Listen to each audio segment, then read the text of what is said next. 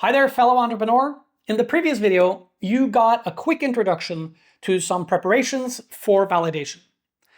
We have chosen assumed in target audience, and I have thought out which method I think is the best to use for my validation.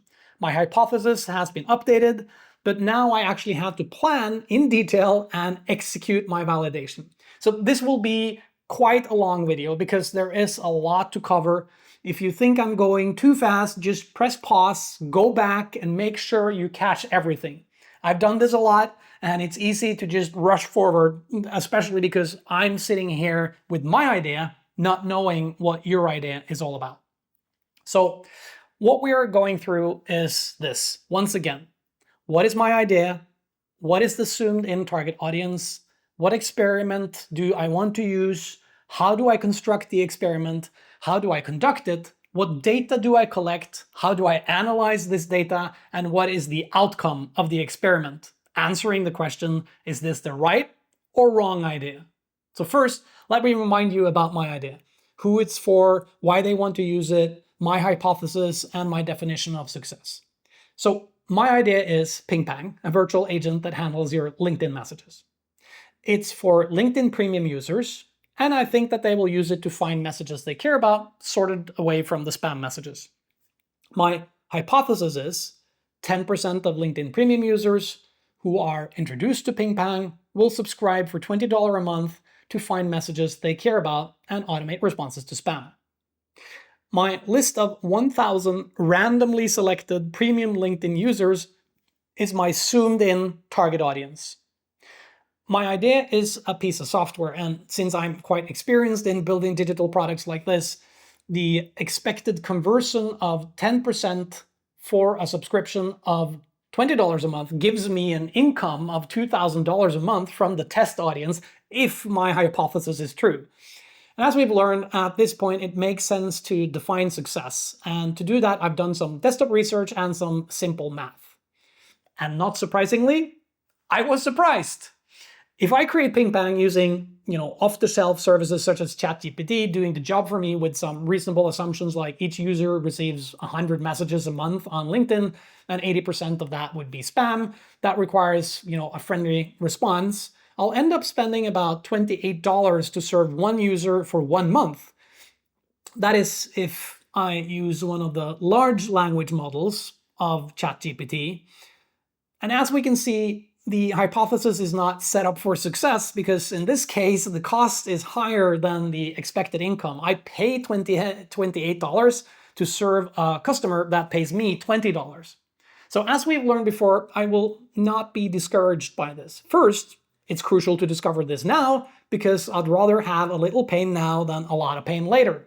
If I discovered this problem after investing a lot of time and money into developing PingPang, and even if the idea turns out to be more popular and possibly more popular than I've expected, it will drive me to financial ruin. Every customer would make me lose even more money. And secondly, we've learned that we can adjust, do more research, and even if it proves difficult to find success, we can still test to validate the need, and if the need is great, we might adjust the price to be sure we find profit. That is, defining success correctly. So in my case, with PingPang, based on my experience building software, I spent an extra 5 minutes researching the cost side of my idea. I won't bore you with all the details, but in summary. So to remove the big language models, so basically, if I don't use something like ChatGPT to make PingPang work, I don't need to pay for a model who knows, that can write a master thesis, solve complex problems, and rely on all imaginable information, which is not relevant to PingPang's function. I can easily build a simple rule-based spam filtering, and such technology is readily available as open source that I can use. And for the friendly responses, I will use a dedicated smaller language model that I can run on my own cloud setup. And after some quick napkin math, I found that with 100 users, I can drive the estimated cost per user down to somewhere between $1.5, $2.5 a month. Now, this setup would require me to have a base cost of around $200 a month. So I have an initial and recurring running cost, but the costs are more or less flat from that point. So I need about 100 customers to break even, and from that point onwards, the margins are very good. Based on this, I've spent enough time on desktop research, using my own existing experience and expertise relevant to this idea to accept that the basics are in place for moving forward. I have thus defined success by accepting a base cost of approximately $200 a month if I'm actually going to offer PingPang, that with the existing hypothesis, that is a conversion of 10% of my audience paying $20 a month, or even quite a bit less, could make this into a profitable business. So PingPang has the potential of being an absolute success, but we need to validate that. So my zoomed in audience is that list of 1,000 LinkedIn Premium users chosen by random. I have an Excel sheet with the profiles. Now, because my idea is a digital product, a piece of software, I guess people would expect to be able to buy, install, and activate it immediately. Now, that poses two potential problems for me since PingPang doesn't actually exist yet. So problem number one, I cannot provide the software to the customer immediately. And problem number two, if people start complaining or sharing information about the lack of the software being available, it could ruin my experiment, as the fact that PingPang doesn't exist could spread like wildfire online, and my premium LinkedIn users would be tainted because I need them for my experiment. To address these two minor issues, I've decided to set up an experiment that combines a fake door and a facade. So a fake door is where my target audience can buy what I'm offering, and a facade is a way to pretend that the feature of the product removes the problem of the delivery delay. And combined, this solves both of my problems. Now, let me explain this to you in detail. So my fake door will be a website. I set it up on pingpang.app, and on the website I will present PingPang, focusing on its core features, the reason why the customers will use it, tired of your LinkedIn inbox being flooded by spam, having trouble finding the messages that you care about, then PingPang is for you. And then I offer people to subscribe and install PingPang there and then on the website.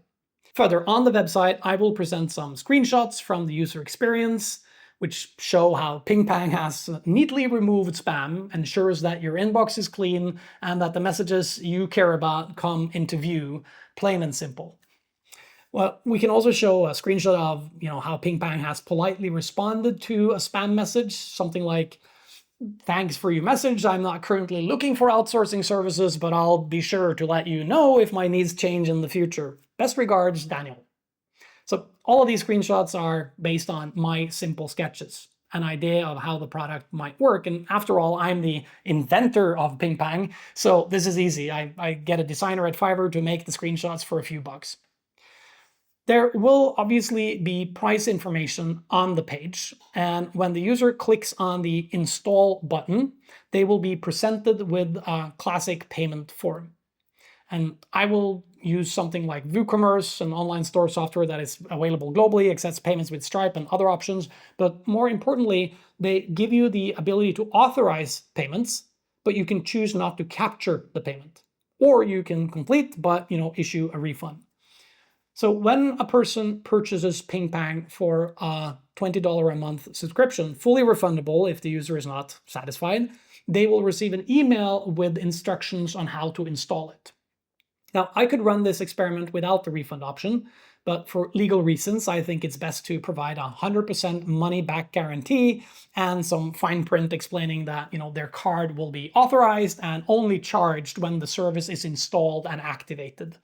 This ensures that I don't actually charge the user anything because I can't deliver the software, and I have plenty of time to run my experiment, collect data, and then inform the customers about the experiment when it's done. So once the purchase goes through, I will send them a link to the installation instructions. So this is a simple page with a LinkedIn login button, a website I can hack together in 10 minutes, or we can buy some help again from Fiverr or talk to a friend who can help us build web pages. So when the customer logs in with LinkedIn, I serve a page explaining that PingPang is connected to their LinkedIn profile and that the algorithm of PingPang will spend up to 10 days analyzing the messages and understand how the user uses LinkedIn before the user is given the opportunity to turn on PingPang and adjust its settings. As you can see, I combine the fake door and facade methods to create my experiment. This way, I can collect real data from what the customer thinks is a real purchase for a service that needs some time to analyze the messages, which gives me time to complete the experiment without any complaints. The customer therefore expects the AI service to analyze when in reality I'm collecting data from the experiment, and the customers are satisfied as this is the expected behavior of PingPang. So this is my plan. And yes, it's a bit over the top with the full purchase experience and everything, but it's all just a simple experiment fake, so it's basically quite easy to make. And of course, there are many ways to make this validation much simpler. But because I have experience and I think that this is fun to do, and the distance to data and the cost to complete this experiment for me is very short and affordable, I do it this way. And again, this is just an example. A faster way, which would probably yield more than enough data from people willing to pay for PingPang, would be to simply stop after the pay button, without the customers actually paying anything. But in the scenario that I've chosen, adding that delay for PingPang to analyze your data helps reduce the risk of my experiment falling apart quickly, giving me several days to collect data undisturbed. So going forward, I would create the web pages, the simple fake screenshots, the form to buy PingPang, the order email, and the login page. I would do this using WordPress and a few hours of configuration. And if you don't know how to do this, you can hire help, and it will still be much cheaper than building PingPang in the first place, making the cost of our experiments minimal compared to implementing everything upfront and then discovering that, the time and the money was lost if PingPang turned out to be the wrong idea. So I'm ready to start my experiment. Because I have 1,000 LinkedIn profiles that I can test against, all of whom are premium subscribers, I would simply start the experiment by sending these people a LinkedIn message. When we do experiments, there are several things we should consider and opportunities that we can exploit to test different things. And one thing is to test the marketing messages of our idea. And since I'm sending messages, I may decide to test 2 different types of messages to also find out what message converts the best, so classic A/B testing. So I'm going to create 2 different types of messages. One of them will focus on spam, and the other one will focus on showcasing the messages you care about. Secondly, I don't want to waste my 1,000 test subjects just to do A/B testing of the messages.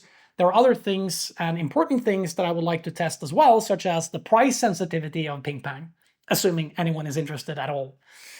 So as you can imagine, there are many things that we can combine into our experiments, but I do recommend keeping it simple and rather running several experiments one after another as you gather data and focus on the hypothesis and to validate the hypothesis before throwing lots of parameters into the mix.